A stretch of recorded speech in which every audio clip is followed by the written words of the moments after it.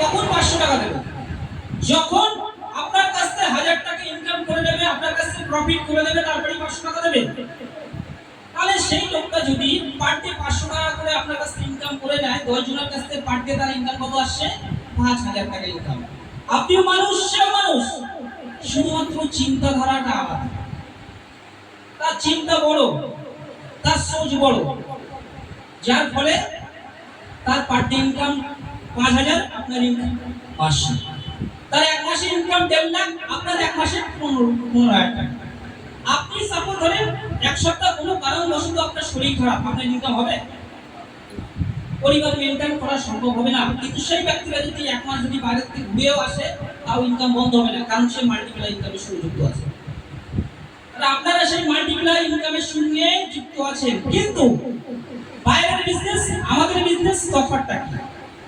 আপনি বাইরে একটা বিজনেস করতে চাইবেন, মাল্টিপ্লাই বিজনেস, সেখানে মিনিমাম 5 থেকে 10 লাখ টাকা ইনভেস্ট করতে হবে। যদি বিজনেস চলে তো ভালো, নাতে টোটাল জীবনটা জীবাংলা হয়ে যাবে। বুঝতে পারছো? মানে ওই টাকা মেটাতে মেটাতে জিন্দেগি শেষ হয়ে যাবে। কিন্তু আপনি যে বিজনেসের সঙ্গে যুক্ত হচ্ছেন, সেখানে মাল্টিপ্লাই ইনকাম করতে পারবেন। আপনি হাজারো মানুষের সঙ্গে মাল্টিপ্লাই করতে পারবেন, আপনার মাত্র 10 ঘন্টায় 10 লাখ টাইমে মাল্টিপ্লাই করতে পারবেন। কিভাবে? সেটা শিখতে হবে, বুঝতে হবে। আপনি 10 জনকে প্ল্যান দিচ্ছেন, করছে না, কারণ কি? আপনার মধ্যে এখন কমই আছে, আপনার মধ্যে 100% বিলিভ নেই। যখন কাউকে বিজনেস প্ল্যান দিতে যাচ্ছেন, প্রোডাক্টের আগে বলো আপনি বিক্রি হন মার্কেটে। আপনার চেহারা, আপনার অ্যাটিটিউড, আপনার ব্যবহার, আপনার চেহারাই বলে দেবেন আপনি বিজনেসের সঙ্গে 100% বিশ্বাস আছে কিনা। যখনই বিজনেসটা দিতে চাইছেন, আপনার লক্ষ্য উদ্দেশ্য আলাদা।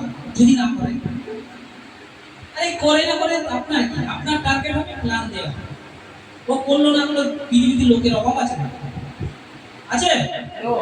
রাস্তায় যাবেন লোক আছে, শ্মশানে যাবেন লোক আছে, বিয়ে বাড়ি যাবেন লোক আছে, চা খেতে যাবেন লোক আছে, যেখানে যাবেন লোকের লোক। তাও আমরা দুটো লোক দেখতে পাচ্ছি। শুনে হাসি লাগে সত্যি কথা, কারণ আপনাদের উদ্দেশ্য লক্ষ্য ঠিক নেই। আজকে বড় বড় মানুষ